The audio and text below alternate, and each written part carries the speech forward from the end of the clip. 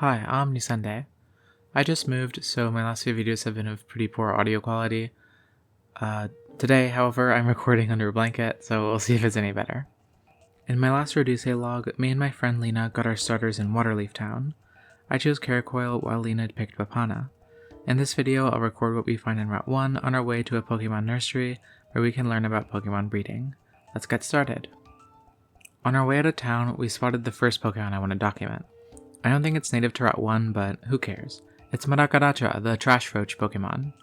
We found this guy because he made quite a scene. He carved out to a fruit stand while playing his maracas, then just as he lifted a hand to steal a berry, he got shooed off by the owner and attacked by our Pokemon. Maracaracha made a run for it, but got fainted in an alley. Looks like his wounds aren't too bad. Here's an Oranberry, big guy. This Pokemon is usually crying, probably because of how many people want it dead. They try to play maracas to get people to like them, but it doesn't usually work. They're seen as a nuisance because of how often they reproduce in cities and steal food. Maracaracha has the abilities Adaptability and Poison Heal, with the hidden ability Toxic Boost. It's a bug flying type, notably not poison. That tells me this Pokemon could be just fine without eating garbage.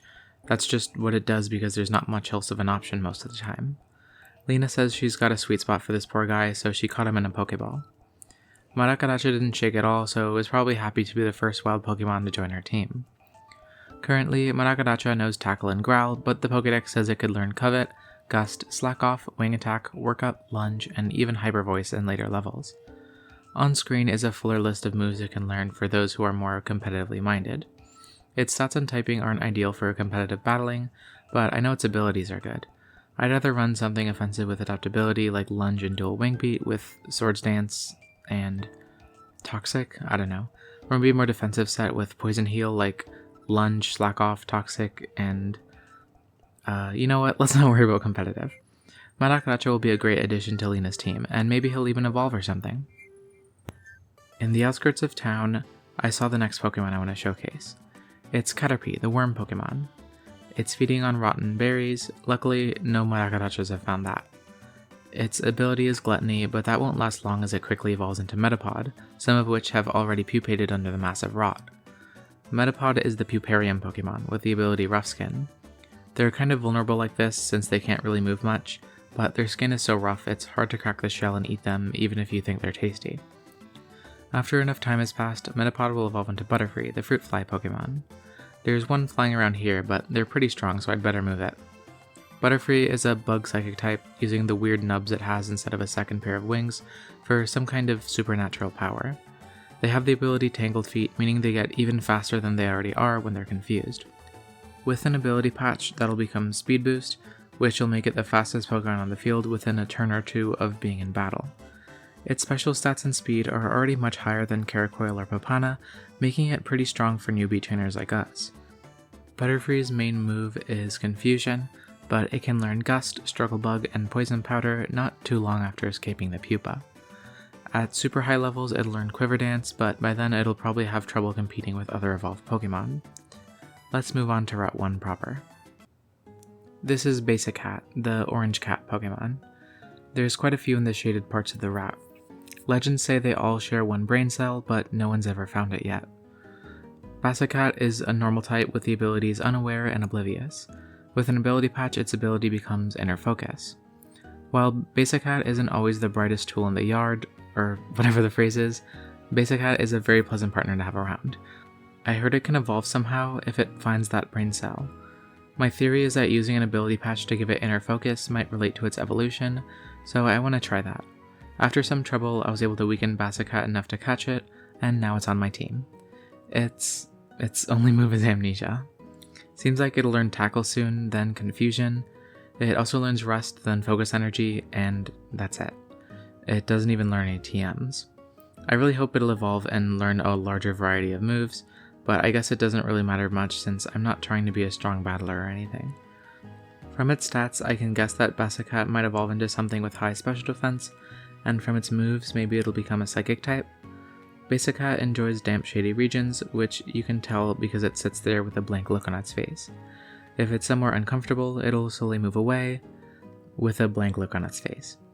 It seems to passively absorb whatever nutrients it touches, especially if it's wet. My Basacat may not be much, but I like them. The river Route 1 runs along has a few Pokemon too, most notably one that floats on the surface with something that looks like an air-filled tube. It's Floatee, the sea cow Pokemon.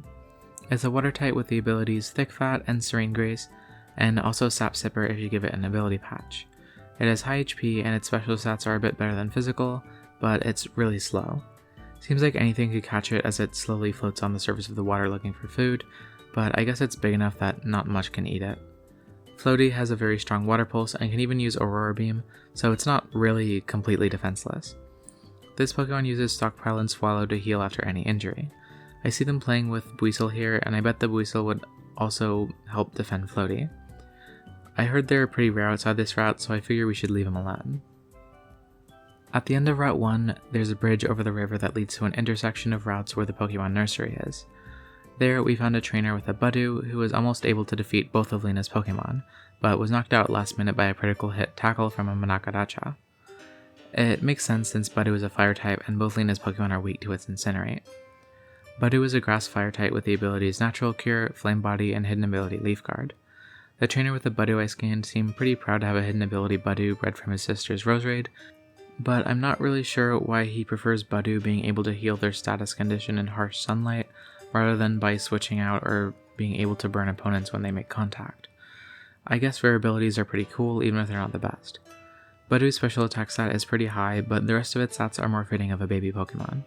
I'm looking forward to all the Pokemon we can find at the nursery.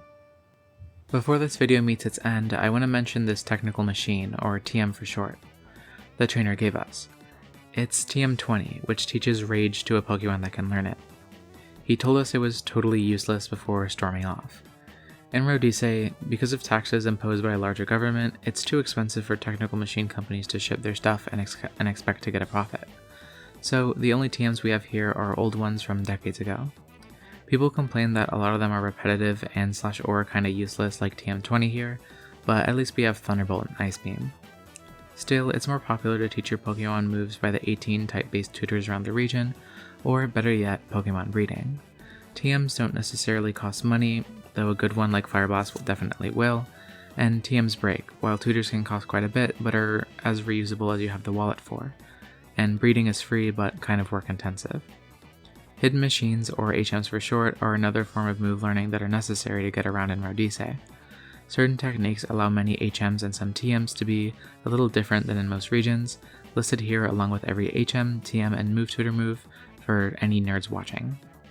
You could pause if you're curious, but if not, that's all I got for this video. Thanks for watching, and thanks to Lena, ArtofDying, Saint Starman, and Aster for subscribing to my Patreon. In the next Rodize video, we're going to check out the Pokemon Nursery and learn about Pokemon breeding.